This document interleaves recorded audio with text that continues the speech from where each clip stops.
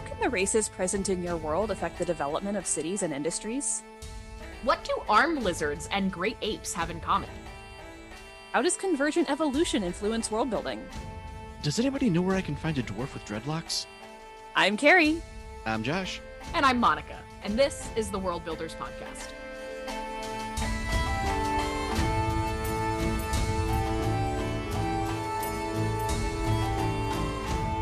Hello there. I'm Carrie. I'm Josh. I'm Monica. And this is the Worldbuilders Podcast, because you can't build a planet without a plan. In this podcast, we, your hosts, explore settings in genre fiction by crafting them here and now for you, our listeners. Last time, we continued our exploration of the peoples of Alteiryn with the diverse Baralanks, my very favorite of the races. And now we'll conclude our discussion with the philosophisticated Seelvah. Bit of a portmanteau there. Ah, the Seelvah. So now my question is, who are the Seelvah? Well, you see, the Seelvah, they're very simple people, yeah. I'm going to stop that now because that could potentially be horribly offensive to somebody, and that's not what we're about here. Right. But I'm sorry, I could not stop myself from giving the island-dwelling people a Jamaican accent. Yeah, and pulling inspiration for fictional accents from real-world languages and cultures is a lot easier than coming up with your own because, go figure, there's certain ways that people talk. And unless you're creating a language that has sounds that are not normally heard in the languages that we know on Earth, your accent is probably going to come out similar to something on this planet, whether you intend for it to or not. Exactly. And further, I actually kind of put a little bit of consideration into it because, spoiler warning, the Seelvah are based on great apes. If you've ever seen an ape, you know that they have a very particular set to their lower facial features. They don't have quite the same setup that our upper and lower jaws do. And that is going to change the way that the sounds that they make come out of their mouths. And so I wanted to incorporate something that would give that little bit of fun flair, but also incorporate the fact that the jaw structure may not be situated in the same way. Yeah, there's actually there's a really neat video I saw on that of I can't actually remember the actor's name, even though he's an actor that I really admire. He played Matthew Crawley and the Beast in the remake. Right, yeah, how he sat and figured out how he wanted the Beast to talk. Yeah, and he was talking about, okay, we're doing the very posh accent, so we're gonna drop the jaw a little bit. Here's how his face is. And so he kind of tried to manipulate his jaw into basically the closest approximation that a human being could get to what the Beast's facial structure was like, and just started talking to see what it was like. And that's how he came up with the Beast's speech patterns. And so you kind of did something similar. Is it Dan Stevens? Dan Stevens, yes. We love you, Dan Stevens. Your Beast was fantastic. I'm sorry, I forgot your name. It's all right. That's what we have research for. It's okay. I'm bad at celebrities. I tend to ignore their personal lives as much as possible and focus on their performances, which means I usually just know them as the lady who played that one character, the guy who played that other douchebag. I'm decent at celebrity names, but I definitely just Googled that. So thanks, Google. I, for one, welcome our magnanimous robot overlords. Oh, yes. Anyways, let's get down to monkey business, shall we? But they're not monkeys, they're apes. You know what? That's true. That's true. I did just establish that earlier, and already I'm flinging feces in their faces. That's a monkey joke. So what do the Seelvah actually look like?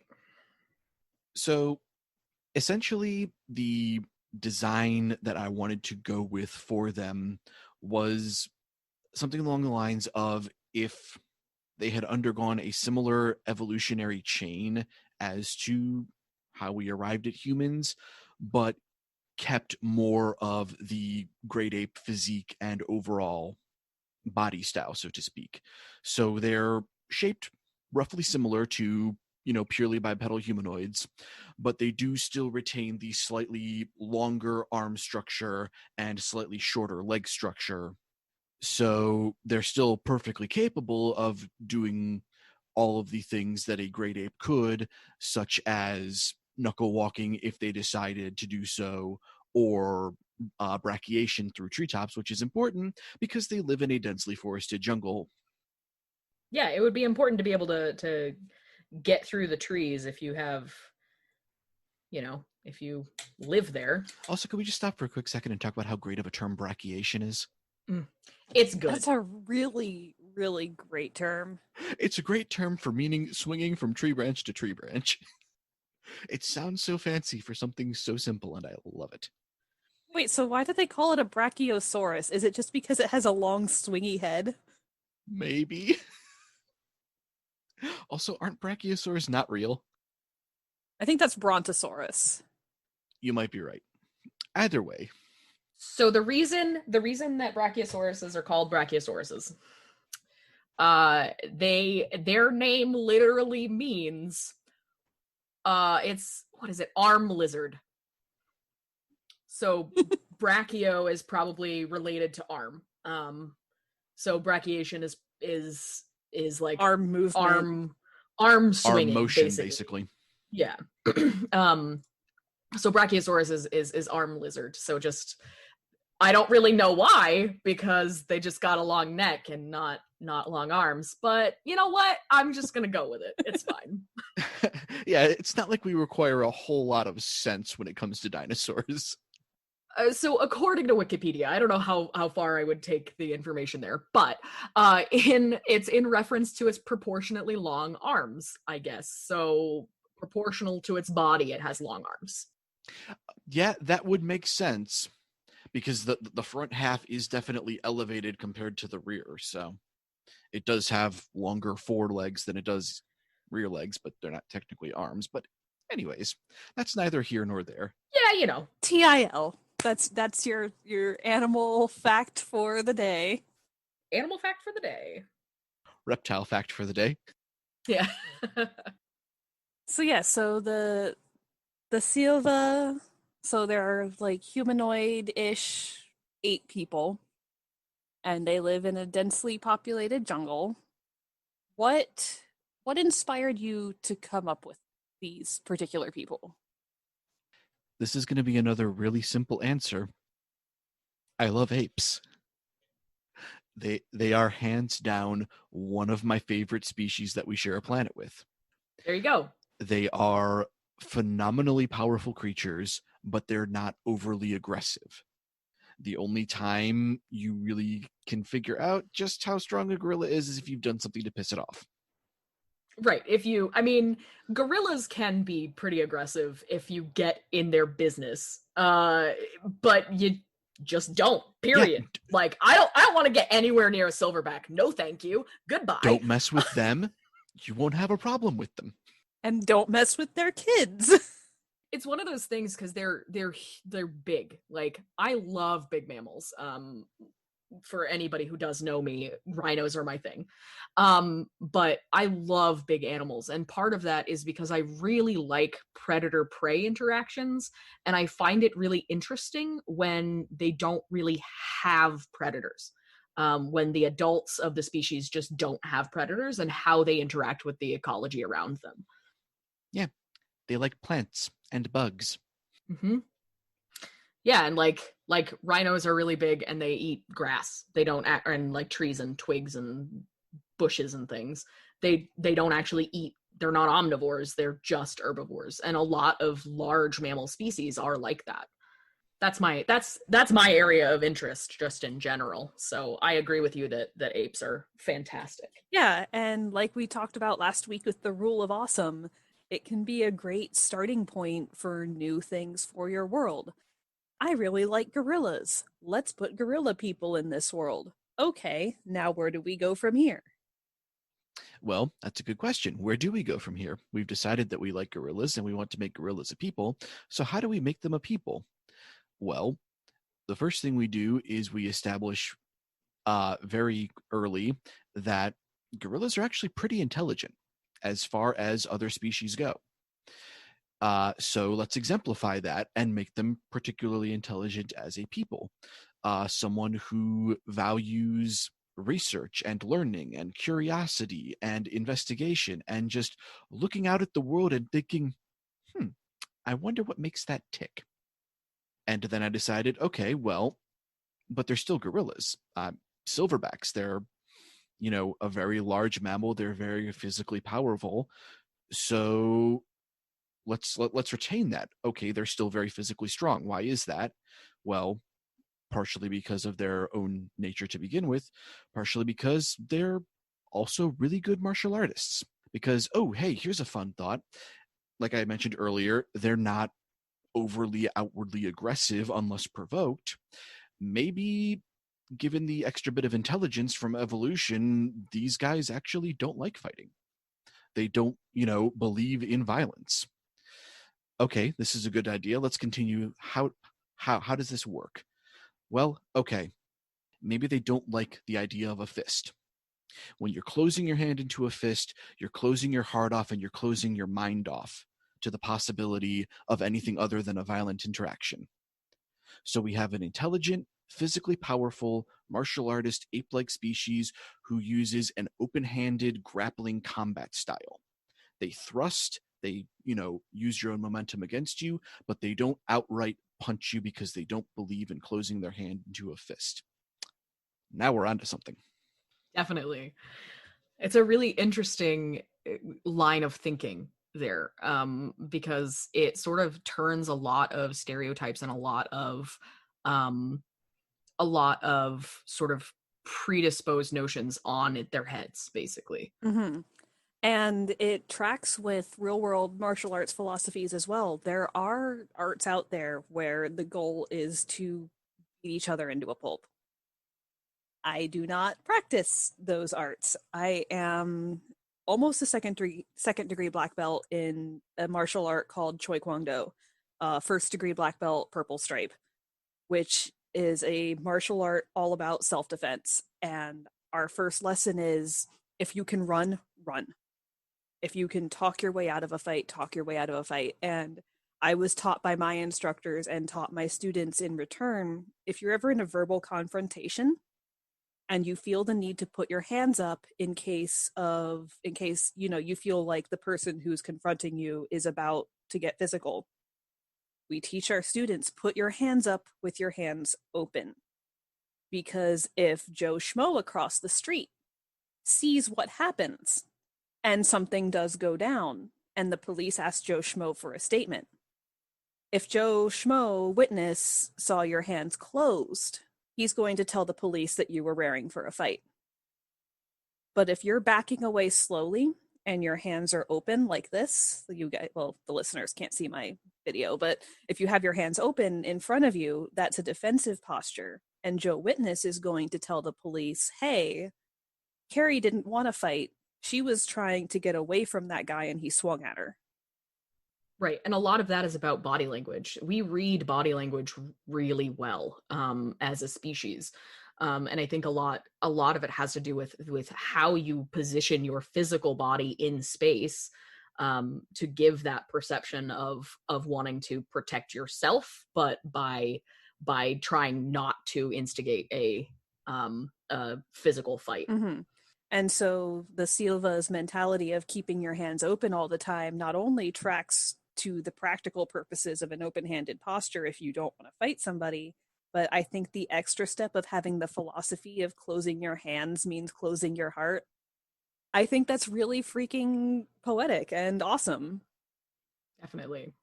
It was a good train of thought that I decided to chase, and it really paid off in dividends, because that sort of core to their philosophy really helped shape the rest of the work that I put into the species.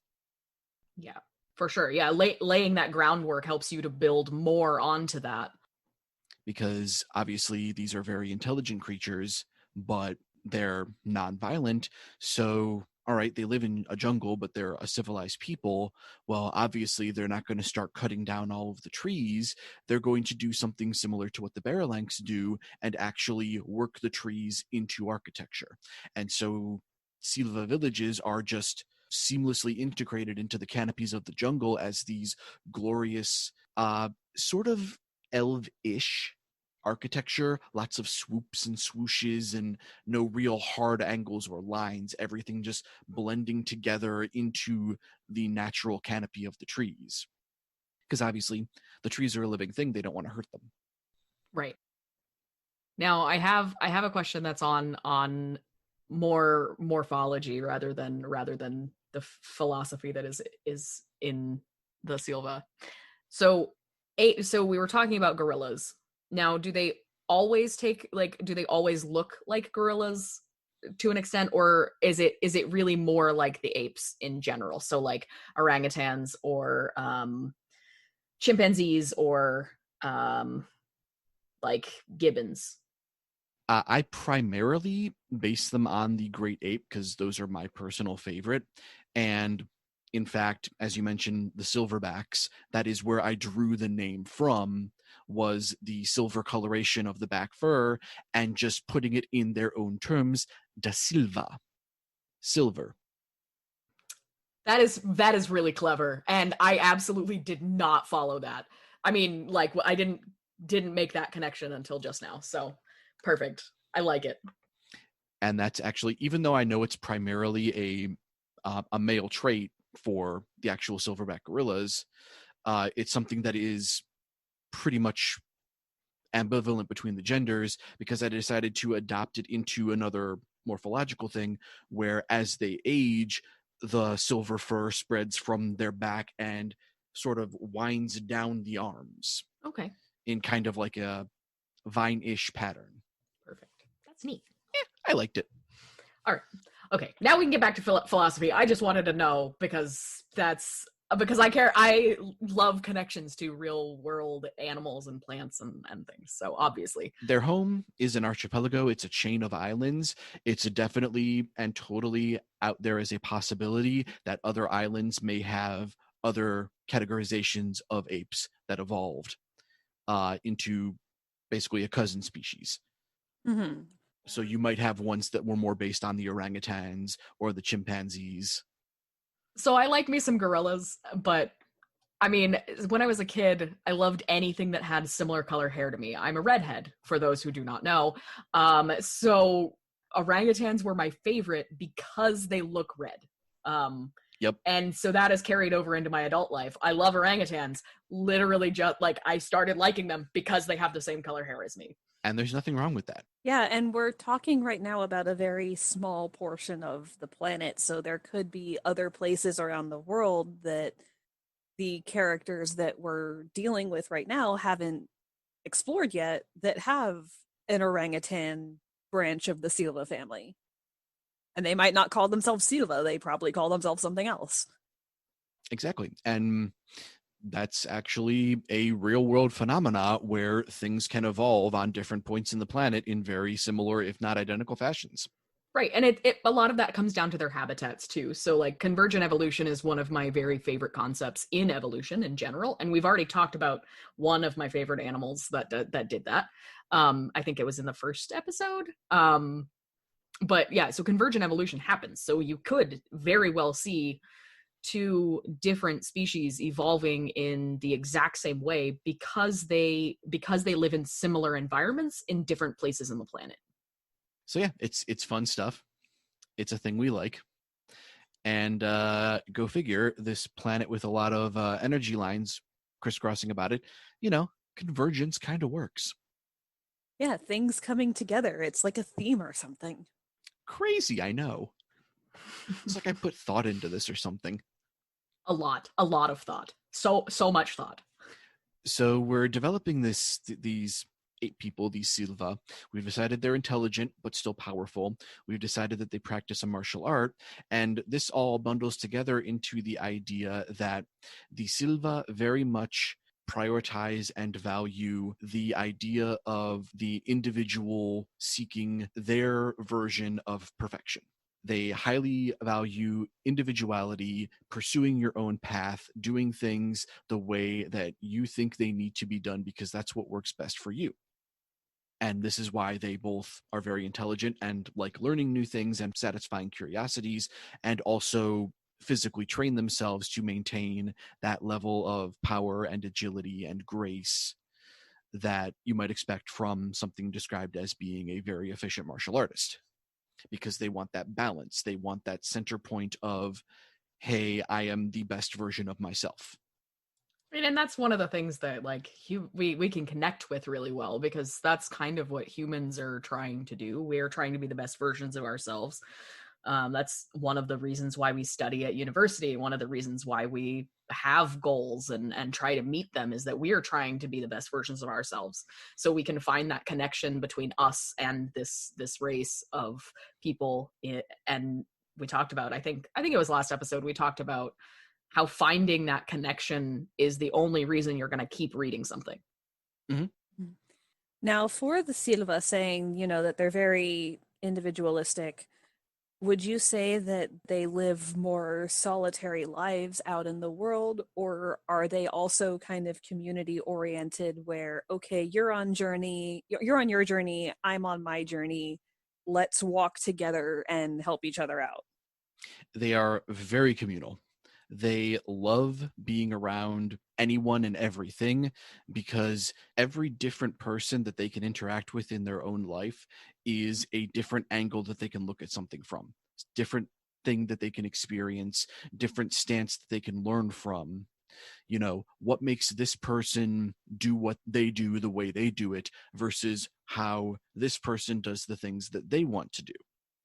How do their separate goals align? How do their separate goals, create discord, and how can that be resolved?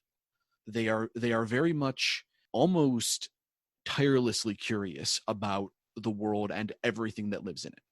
They want to figure it all out. It's one big puzzle that they feel compelled to solve. I really like that. So that's it's really funny because I say that the Baralanks are my favorite, but now that I learn more about how the Seelvah culture kind of works, now I think Seelvah might be my favorite. I just think all of them are my favorite. So really, there's nothing wrong with that, and that makes me happy because it means I'm making things that are compelling. Well, yeah, definitely. I think like part of the reason why I decided to go into biology as a field is that I want to be able to sort of problem solve, or I guess ecology as a field. I want to be able to problem solve and learn everything I can about how the natural world works and how it solves its problems so that we can kind of learn from that. So now I found a connection between me and the Seelvah. So there you go. And I'm sure that they would freaking love that you're studying conservation. I think both of those races would be happy that I'm studying conservation, from what I understand. Wouldn't find too much opposition to that idea there. So would it be pretty common then to find Seelvah explorers other places in the world? Oh, absolutely. Yeah, because if you don't travel, you can't learn new things. Exactly. You can't learn how other people do things. You can't. Yeah, you have to be able to leave where you know in order to learn new things. Mm-hmm. Exactly. They love to travel. They love to interact with new people. They love going back to places that they've been to check up on the people that they knew there, maybe meet some new people in the process. So are they really social then? Incredibly social. It's actually more difficult to get them to shut up. Now I kind of have this image in my head of like a guild of wandering merchants, and it's comprised all of Seelvah, and they go around, they have their routes that they go on, and they collect stories at all the places they stop and then tell those stories at the other places they stop, and they've got all these exotic goods that people in some random village that no one else thinks to stop at would ever get to see, and now all these people get to learn all this new cool stuff. So I should probably mention how much the Seelvah love storytelling. Stories are the only things the Seelvah have a very concrete rule about. And that is the idea that you never write a story down. Because if you bind a story to paper, then that story is then set. It can't be changed, it can't be altered, and it can't be improved upon. A story to them is a living, a breathing thing that can grow and change based on who it's told to, when and where, who they tell it to, and that is a very wonderful thing to them. They love books, don't get me wrong. They will collect books on philosophy, mathematics, architecture, so on and so forth, but they don't do stories as a bound tome. That is really interesting. What about history? Like a collection of facts rather than... That's fine. But if you're talking about, it would have to be just straight facts. This event took place here. These were the people involved. Now, if you want to get into like historical recounting, that's something that has to be told person to person, because that's going to vary based on who was there and what side they were on. So they would approve of the fact that I have had a story idea in a world for about 8 years now, maybe 9. Then I haven't written it down, and it changes every time I tell the story. That's fine. Each telling of it is valid, and every change you make to it is valid because it's your story. Perfect. And storytelling is an art. It's good to know. It's something that's shared between individuals around a campfire, a good meal, maybe with some music. It all depends on the situation. So I have a question for you. How do they get along with the Odorek? I was just thinking that. Like, I'm thinking, like, is there going to be like a bromance between a Seelvah and an Own, and they alternate wrestling contests and telling stories to each other? Bing, bing, bing, bing. We talked at length about how the Odorek like stories, and now we have a connection with another race, and I love it. The Seelvah are the only race on the entire continent of Alteiryn, and obviously the surrounding islands, who don't bear any ill will to the Own whatsoever. They share their mutual love of storytelling. They enjoy engaging in wrestling matches with them. They don't agree with the I'm going to take what I want because I'm stronger than you mentality, but it's not a, hey, this is wrong. It's, brother, there's a better way to be doing this. But hey, you do the thing that you think you need to be doing. Now I'm just picturing every time an Own tribe shows up at like a Seelvah island, or maybe like a city right off of the shore where you can take a boat to get to the rest of the archipelago, where when that tribe of Own shows up, it's just a big party. Because the Seelvah, they're like, okay, you're here to take our food. Well, you can't take it from us if we just give it to you. Hey, you want to hear a cool story? Yeah. I love it. And that's just it too. They have a unspoken sort of mutual agreement where they can focus more on the storytelling aspect of their different cultures and never have an issue with one another. Now, that's not to say that there isn't, an individual Own or an individual tribe that gets in the way of that or tries to abuse that sort of common goodwill. But again, that's one individual or one individual tribe. That does not necessarily mean that all of them are bad by nature to the Seelvah. Yeah, it just means that Mountain Jumper is a dick, but the rest of them are fine. Exactly. Because Mountain Jumper has chosen that path, and they can talk to Mountain Jumper as often as they want about how they should consider reconsidering the way they do things, but they're not going to force him to. It feels like the Seelvah would get along with really pretty much everybody as long as you don't go out of your way to make problems with them. Because, like, for example, I'm sure that the Baralanks would love helping them craft their cities. Yeah, they are a race. They are a people who the only way to negatively interact with is to not interact with. If you remove yourself from the equation, if you want nothing to do with them, that's a mutual loss on both regards, because you can't learn anything from the Seelvah and the Seelvah can't learn anything from you.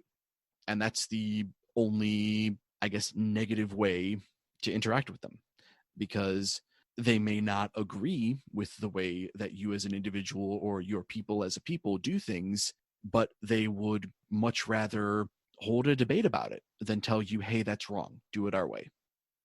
They will gladly hear your opinions. They will gladly debate them. They will gladly offer advice, counsel, suggestions, but they will never flat out tell you what you're doing is wrong, you need to not do it, because that's not their choice to make. It doesn't matter if you are just a fisherman who washed up on the shores of the island, if you're a fear-mongering warlord who's killed thousands of people. The Seelvah have no qualms with you, as long as you have no qualms with them. They will welcome you with open arms. They will give you food. They will tell you stories. They will listen to your story. So it's very difficult to rile them up, or impossible. Very difficult, not completely impossible, Okay. because everyone has their limits, and that's going to vary from person to person. But this is an entire species who has grown up around the ideas that each individual person is going to have their individual path of doing things, and that other people's paths, may not necessarily exactly line up, but that doesn't mean that there's nothing to learn there. And if you were to try and be a dick to them and light their houses on fire or march on them with weapons, if you're a human, they are stronger than you. They can just take your weapons. Yeah. If you get aggressive with them, they will stop your aggression. They will do everything they can to not hurt you, but they are not going to stand by and let you hurt them. So it's not a blind pacifism. No.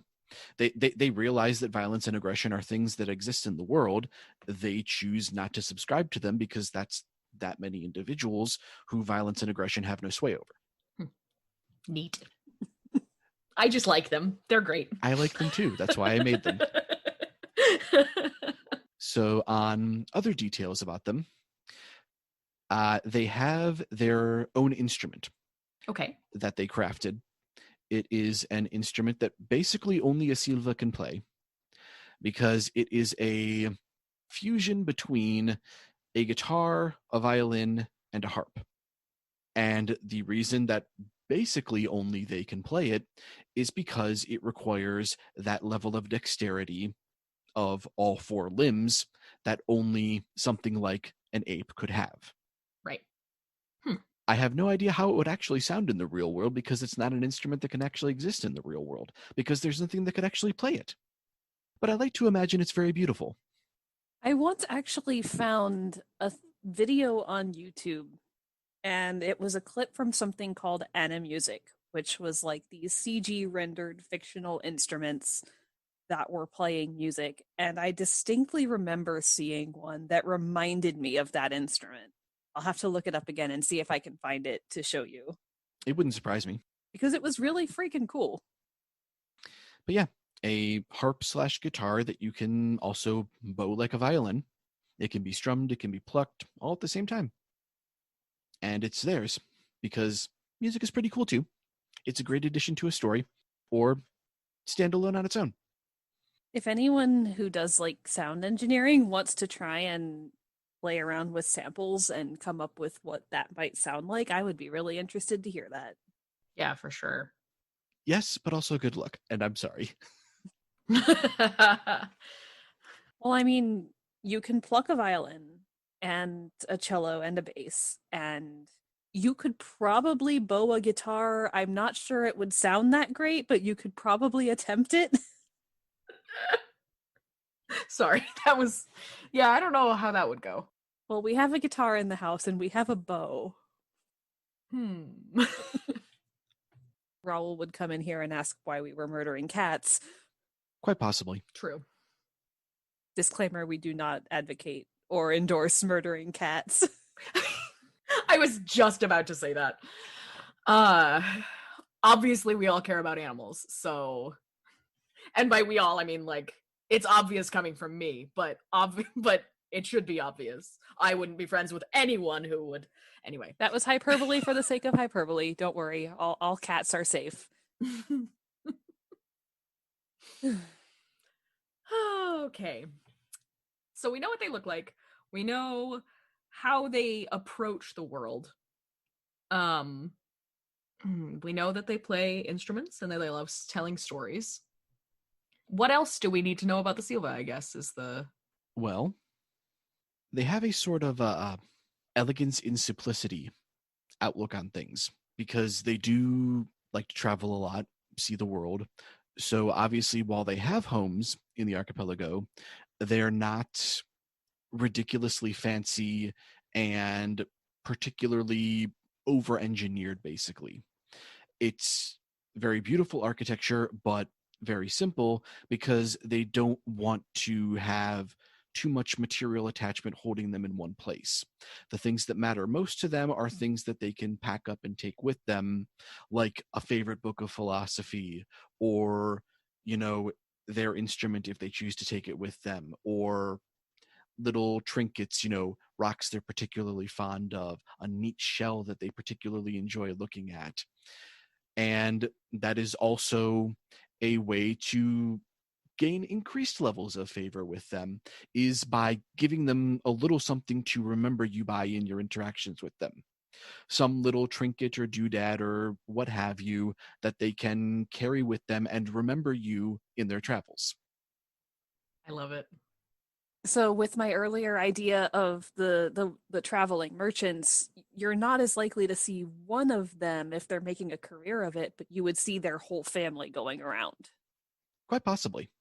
It's going to depend on the individual and in the family. Some of them particularly enjoy investigating things like ancient ruins. Not really a place you want to bring your kids. Mm-hmm. But I was talking about like the merchants in particular, where you're just going around buying and selling goods and giving away stories for free. If that's their thing, then yeah. It might be an entire family operation. It might just be a few friends who decided to do it. You never know. But yeah, obviously don't bring your toddler into dangerous ruins. Yeah, it's not really a great idea. They might grab something they shouldn't have grabbed. Yeah, now if your spouse and children want to come along with you and have an awesome camping trip over here where it's safe while you and your colleagues delve the ruins. Absolutely. They also don't dress very elegantly, or, well, I shouldn't say elegantly. They don't wear a ton of clothes either. You will see at most a vest and loose shorts, or maybe like a kilt-like wrap at best. Because, again, they have a very long-armed, short-legged, exaggerated physique that also needs to move very easily. So large, bulky clothes, not really their thing because they're too restrictive. Yeah. Which makes sense. But they're still going to be nicely made. Of course. So we've got a really good overview of all these really diverse and colorful races. Are there any other ways we can think of for how they interact with the world? Like we have example of, yeah, there's the own raids, but also when they decide to punch their way through a forest, it can clear out that land for farmers to come in and work it. The Baralanks help cultivate these great forests, and they have the interaction of the Versilk and the healers. Would you often see a Baralanks coming to the city to offer healing, or would you instead have to seek them out? They would arguably set up shop, maybe for certain stints of time, particularly in instances where, let's say, an individual doesn't feel like doing the kid thing. Obviously, it's going to be much harder for them to go through pollination if they're amongst a bunch of humans in a city than out in their own natural habitat, so to speak. So if you're a city planner and you're thinking of ways to improve your town, it would be a good idea to build very high and very strong walls, preferably out of stone if you can get stone. Maybe ask the earth shells nicely if you get lucky enough to meet them, or otherwise just channel and transmute it.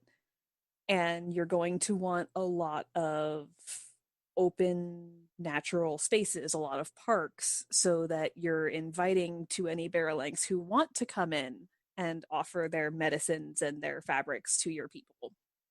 Because if your entire city is nothing but stone and cut wood, they're probably not going to pay it any mind, other than to say, wow, those guys are not friendly to us, we should leave. Yeah, pro culture tip, never offer a Barolangs cut flowers. Yeah, that doesn't sound like a good idea. Unless you want them to offer you a human head in return, I guess. Yeah. You see this? This is what it's like. This is what you're doing. Does this seem okay to you? What if you find a really pretty acorn and offer it to them? Did you just proposition them if you do that? Kind of, sort of. I mean, it is a seed. It is an embryo, so I think one of the things that I find also interesting, so we talked about the earth shells and they like music, and the Seelvah play interesting music. So not that they obviously they're really antisocial, but I can see a sort of relationship between the earth shells and the Seelvah because music is important. You're not wrong. And that they don't want, obviously the Seelvah don't want to like invade on their space or take anything from them. They just like learning. So I can see that interaction being a lot easier than a lot of the other races that we've talked about so far. I mean, heck, I can see a group of Seelvah adventurers finding a really pretty place in the mountains and stopping to play some music in case there are any earth shells around so that they can enjoy it and then moving on. Like, those are the kind of people that they seem like they are. Absolutely. Cool. That is 100% a thing they would and probably have in the past done. I love it. And actually, now I'm thinking too, how easy is stone to get without channeling? If you risk disturbing the earth shells, is that pretty much the only way to get it is with magic? With channeling and magic itself, or I like that boulder. That is a nice boulder. Okay, this boulder is not people. We can take this one. We can take this one and use it. As long as this boulder is not people. And as long as you're not, I would assume, blasting it out of a mountain. And you're harvesting something that's already not part of a mountain. Yeah, like, because obviously geography is going to change from location to location. You're going to have your highs and your lows, your peaks and your valleys, your mountains and your canyons. If you're looking at like one of those little outcroppings of rock that you drive by on a, old country mountainside road, and there's like really not much on the other side of it, it's probably a fairly safe bet that you might be able to take some of that stone and not face any serious repercussions. If it's, a series of boulders that were part of a natural avalanche rock slide, avalanche is snow, from, hundreds and hundreds of years ago that are just chilling up by a riverbank or were carried downstream by, water. You could probably take that without serious repercussions. It's only when you really start trying to dig down into the earth and into the mountainsides that you start running into serious, potential repercussions from the earth shells. Because that's the kind of careless destruction that could get somebody hurt on either side. So you're not really going to see quarrying as much of a big industry on Alteiryn than it would be here on Earth. Correct. The most you could hope for is the further away from the primary mountain range on Alteiryn, the less likely you are to run into an earth shell. But obviously, the harder you're going to have to work and potentially deeper you're going to have to try to go for stone. But there is a sort of diminishing return, basically. Mm-hmm. And yeah, because the further, so I guess as a fact of soil science, because that's another one of my interests. So mountains don't really have soil cover because it tends to slide down. So the further away from mountains you get, the deeper your soil profile is going to be. You're going to have a deeper level of soil before you get to that bedrock that you would use for building. And further, and thank you, by the way. I love that we have someone who knows these things. I know a little bit about a lot of different fields of biology or of and that's part of my degree, is that we need to know a little bit about a lot of things so that we can problem solve for the things that we face. Climate change is a real thing. So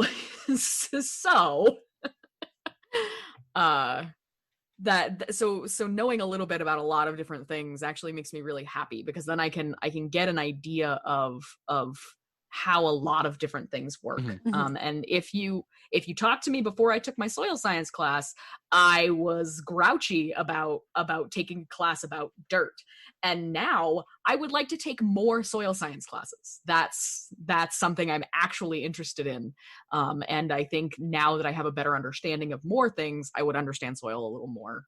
And that's just kind of how it goes in this sort of this discipline. So yeah, so we see, okay, so there's less quarrying going on, practically none if you're smart. I'm sure people over time have tried it, and some of them probably got away with it because they got lucky, and others probably did not get away with it. And they probably did not live to tell the tale. Logging, I'm guessing, like, from the way you described, like, the barrel lengths, knowing and not liking stuff like people cutting down trees, I'm guessing that it still happens, but it probably, like, people try to at least be a little bit more careful with it. And if they're in a position of privilege where they know how to contact the barrel lengths, they're able to ask for grown structures rather than cutting wood down. True. And logging does happen. It is still a trade, but they are very much conscious of the fact that it needs to be done sustainably. As with our own planet. So it's very much looking like, if you're going to have a big city, which you need for trade and also protection, because you do have own deciding, hey, that guy has it and I want it more than he does. You need things like big walls to keep you safe. It seems like pretty much the only way that you're going to get the level of urban development necessary is with the assistance of magic. Correct. For instance, as we mentioned, transmuting one thing to another or altering it. For instance, you wouldn't necessarily need to make all of your stone wall out of clay or mud or wood, as it may be, if you have a decent supply of things like sand or a bunch of boulders and rocks. Because while something that is transmuted from one substance to another will never be as perfect as its natural form, you can, let's say, take a bunch of boulders and make one solid rock out of them. Because you're not altering what it actually was, but you're altering its form. Yeah, you're not altering its actual, like, atomic structure. You're just altering its physical presence, like its look. It's still a bunch of rocks. It's just now a bunch of rock. Yeah. That's really interesting for, like, picturing how architecture would develop in these cities, because if you're limited to, obviously you have to have magic to help you shape these materials and probably to find some of them in the first place, how many channelers, magic users you have working on your structures versus how many traditional tradespeople you have using like what we would consider traditional materials and methods, is going to affect how your city looks. Definitely. The reason why we build cities the way we do is because of our cultures. Obviously, a city in one place is not going to look the same as a city on the other side of the planet. Our cultures kind of inform how we build things. Also, your point about sand just makes me picture a city on, like, say, a coastal city where the soil is very sandy. their outer walls being made pretty much purely of quartz. That would be cool. Because that's what they have. It's a sandcastle. Perfect. But yeah, it's definitely an interesting little slice of a planet. It's got plenty of different peoples on it. Some interesting creatures too, for that matter. We didn't even really have a chance to get into wonderful creations such as the boar. That's Bore. We definitely will get a chance to go over those. But yeah, like, look at all the stuff that we literally just talked about with architecture and industries, and that is solely from taking the people that were placed in the world and pursuing the lines of cause and effect. If it's hard for me to get metal and stone, what happens? Yeah. If some of the trees are sentient and don't like being cut down, but I need wood to build my city, what happens? And all of these cause and effect things sort of drive interactions between these races. And that is one of the ways that you get an actual story to tell, is by forcing, well, I mean, not by forcing interactions, but by figuring out where those interactions would happen and why. Yeah, and you don't need 10 pages of exposition describing all of this. You can have, like, you're obviously doing all this thinking on the back end, but then on camera, you may just have a Seelvah playing music for a bunch of kids on the street, and he's wearing a big backpack, and you can tell, oh, this guy's an explorer. He's just passing through, but he's sharing stories with the neighborhood children on his way. And you've instantly set the tone for that scene. Right. And you've done that by showing rather than just giving exposition. So you would talk about the song that he's playing and how difficult it would be, possibly how difficult it would be for anyone else. Like, you would basically just say, this is a distinctly Seelvah instrument that you're seeing. And you mention that he looks like he's a traveler. And then you've done all of this world building. So later, when you bring this race back up, if your characters go to the archipelago, then you already know a little bit about the Seelvah from the interaction that the characters had at the beginning. So you sort of introduce them, but you don't have to lore dump that minute. There's no reason to tell rather than show what's happening.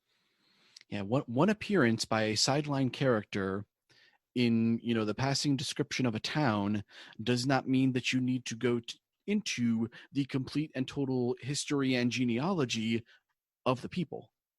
Exactly. And you can have all that stuff written down, but I think it is a mistake to just lore dump whenever you introduce a new race. Like, you don't, I've seen it before, and I can't read it. Yeah, it's not good for your main canon. Now, if you have a wiki, if you have a companion book, release it there, because the people who want it will go crazy for it, and the people who don't care as much, and some of your readers will not, that's okay, can ignore it.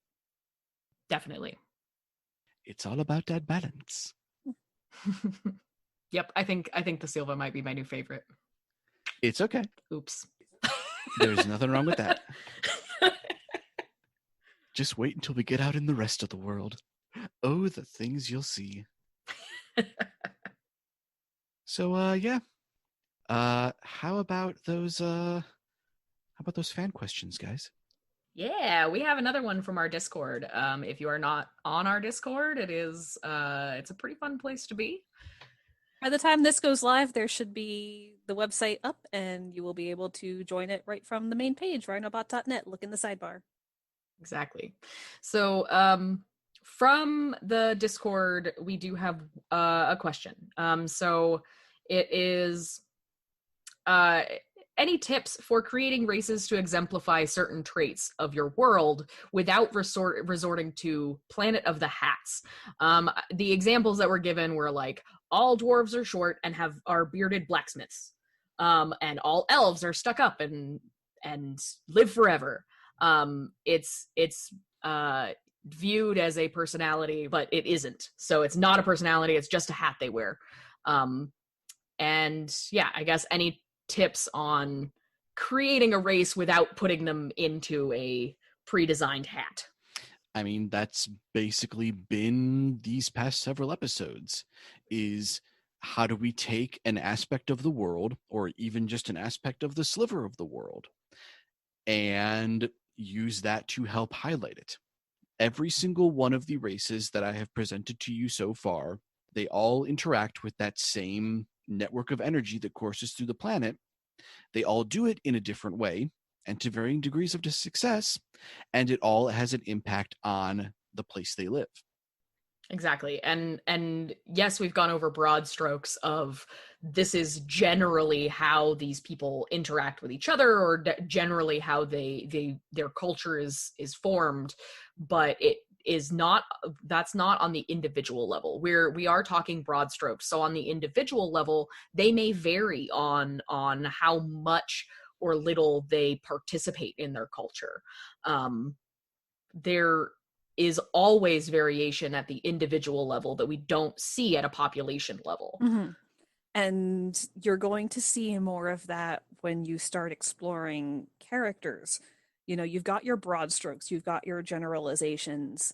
All of those things are things that should inform the way you write your viewpoint characters, but not define it.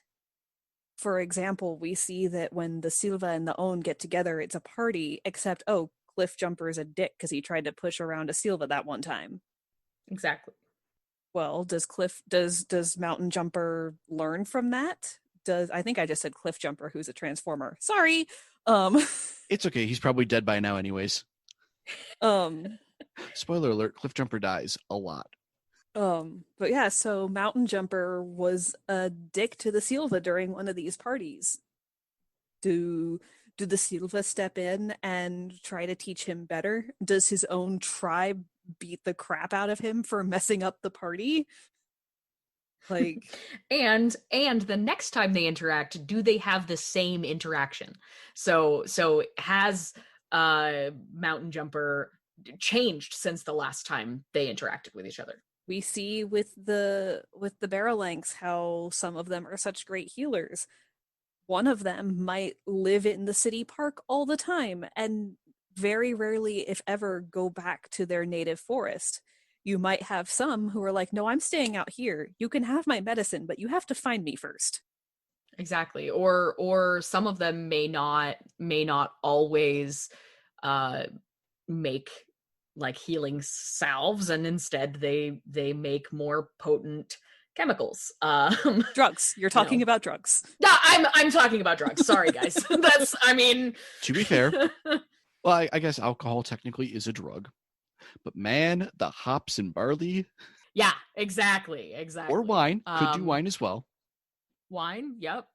Yeah, so they don't all excel at healing. Maybe they as a general rule, the race is good at healing, but you may have individuals who are better at other tasks, like growing hops and barley and making beer, because why would you not? Because every civilization practically ever has had some form of fermented beverage. To be fair, and I'm going to put this out here right now. This is something that literally just occurred to me from this conversation. If you want the good mead, you go to the Barrelanks, because nobody knows honey like the flowers. Yep. Mm-hmm. Exactly. So yeah, so in terms of avoiding the planet of the hats, you know, like we said, we're talking in broad strokes here, but maybe when you're describing your background characters, your NPCs, you give each one of them a little bit of individuality. That Seelvah adventure on the street playing music for the kids with the backpack and a scar on his right shoulder. Or, you know, give them a little, and you don't have to go through this Seelvah's entire family history and everything they've ever done and everything that he ever did to get from the archipelago to this random village in the upper northwest of the continent. But give them a little bit of something, a speech pattern, something that in your mind makes this person an individual. And it doesn't have to be a consequential detail. at all. Just something to make them a person. Right. And it doesn't have to be, well, and it doesn't have to be like you're not making them into capital S special. You can just have their backstory include something that may not happen to everyone, and then that has informed how they interact with the world in your current time. And you don't have to, yeah, like Carrie said, you don't have to go through their entire history when you introduce them, because it's very unlikely that someone is going to walk up to Seelvah who has a big scar and go, "What is this scar?" Of course, a Seelvah would probably not mind telling you the story because it's a story. But it's not very likely. It's not very polite. It's just not going to happen. Did I ever tell you how I got these scars? Exactly. And you never know, because it's an individual. That might be the one story that this Seelvah does not want to tell. Maybe that part of his story is private. Exactly. Or something he only shares with people whose path has merged closely enough with his own that he feels comfortable telling it. You know, the important thing is, like, for example, all dwarves are short, have beards, and are blacksmiths. If you're writing a book and you have dwarves, throw in a clean-shaven dwarf every now and then, or maybe a young one who can't grow a beard, and part of his personality is he's really upset about it. Or maybe having a cut beard is like shameful. Like you're not supposed to have a beard that's short, because everybody grows long beards. So you can have that be part of their culture, as when they do something bad, they get their beard cut off or something. Yeah, or maybe facial hair isn't what matters to these particular dwarves. Maybe they like keeping their hair in really long braids. Dwarves with dreadlocks, you heard it here first. Yeah, this tribe over here of dwarves has dreadlocks. This one over here does braids. This one over here does beards. It's part of their culture, and you get a dialogue going with that. But I would say a lot of the books that I've read where this happens, all of the individuals are treated as pretty much the same. They all have the same stock standard dialogue lines that you would find in World of Warcraft NPCs. You know how, like, when you close a dialogue window with a dwarf, they all say, "Keep your feet on the ground." Money can be exchanged for goods and services. Welcome to Corneria. Yeah, so my advice would be to remember that broad strokes are just that. Monica and I are both Caucasian females who were born and raised in the United States of America. But her path is very different of mine. We're both individuals. Remember that your people are not that they are individuals, and that they are not cardboard cutouts. And I think that a lot of the problem will solve itself just with that. Definitely. Looking past the stereotypes is how you actually gain an understanding of how other people interact with each other and where they're coming from. Like, putting yourself into someone else's shoes is how you start understanding them. So putting yourself into your character's shoes, trying to understand the world around them, really does help keep it from being flat and with no depth or dimension, which is what Planet of the Hats inevitably gives you. Yeah. And, like, for example, I see it a lot with, for example, using the dwarves as an example again, I very rarely see any female dwarfs in books where there's Planet of the Hats going on. Definitely. Which leads people to think there are no female dwarves. We all just spring out of holes in the ground. I would say if you know, gender diversity where appropriate, obviously, like, for example, that's not going to be much of an issue with a Barolanx because they're all kind of gender fluid. But if you have a species where there's a gender binary or trinary or whatever, show diversity in there. Don't refer to all of your NPCs of that race as the same pronoun, unless you have a reason that only this gender is interacting with other species. Yeah, I mean, let's just quick theory craft something. Let's say that somewhere out there on Zenthuru, there is a race of people that evolved from bees. That is going to be a very gender-specific culture of people, because there's literal division between what the females are capable of and what the males are capable of. as a species. Mm-hmm. But if you're writing humans, give gender diversity. If you have a species where there's a range of skin, hair, fur, scale color, be sure and show that diversity.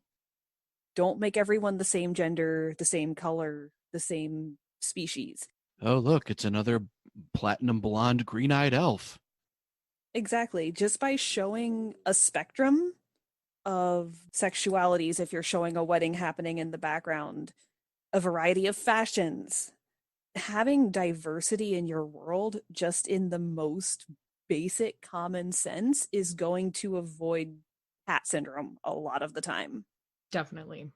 And thinking about the things that we've brought up, like cause and effect and the way the cultures interact with each other, will also help you to make them individual. Mm-hmm. And little things too, like little inconsequential details. Like you have a shopkeeper that you're never going to mention again. He's got a coin in his hand that he's constantly twiddling. There, he just has an individual trait. Move on. But it's something to show just a little glimpse of these people's personalities and of their lives, because you don't really need more than that. Yeah, little glimpses are enough. Unless you are in that particular race's homeworld or homeland, and you're actually exploring their culture through the eyes of the main character, there's no real reason to go super in depth with the culture Yeah, because you've got your background NPCs, you've got your side characters, you've got your main characters that are not viewpoint characters, and then you've got your viewpoint characters, and each one of them requires a different amount of detail. But giving little inconsequential details to the background NPCs, just a little dab of paint here and there, that's all you need. And just some happy little trees over here. We'll paint one more because everybody needs a friend. Thinking about the bees, because of course I'm thinking about the bees. Like, so you would see if a race evolved from bees, they're humanoid bee-like creatures, you would very, very rarely ever see a male. Ever. If you're basing them off of bees that live here, you only see bees that are male for a few months out of the year. Only when they're needed for reproduction, and that's it. Most of the worker bee, like they're drones. Those are male bees. They're drones. Female bees collect pollen, and they care for the young, and they do a lot. And there's only one queen, so basically all of the female bees are sisters, and the male bees only live for a few months out of the year. So you would very rarely ever interact with a male bee person, I guess. So that would be an interesting way to develop that culture. So you wouldn't actually necessarily see a gender diversity in that. You would definitely see more females than males. Yeah, and if you do happen to see a male Vespian wandering around town, your characters are going to comment on it.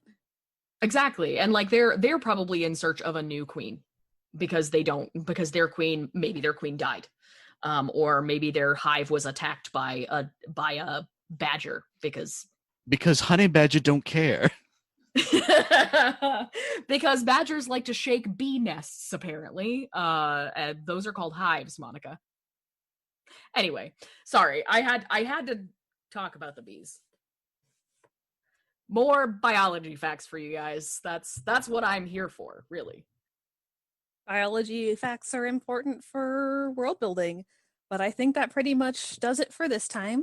So next time we will be discussing the history of the continent of Alteiryn, where all these wonderful people live, and how it shaped them, and also the state of the world that our characters are living and exploring in now. That's correct. And if you'd like to contact us, you can do so by shooting us an email at worldbuilders@rhinobot.net or by tweeting us at rhinobotstudios. We'll be happy to answer fan questions on air, but since we do record well in advance, please be advised that it may take several episodes for your question to appear in the show if we don't accidentally answer the question in the course of the first several episodes of the show, like this one. And on that note, Until next time, you guys take care of yourselves and happy writing. Bye. Bye-bye. Bye.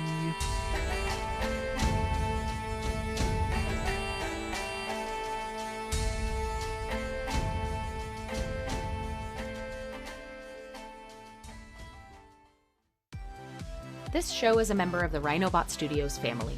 For more information, including show listings, team member bios, social media links, and our community Discord, please visit rhinobot.net.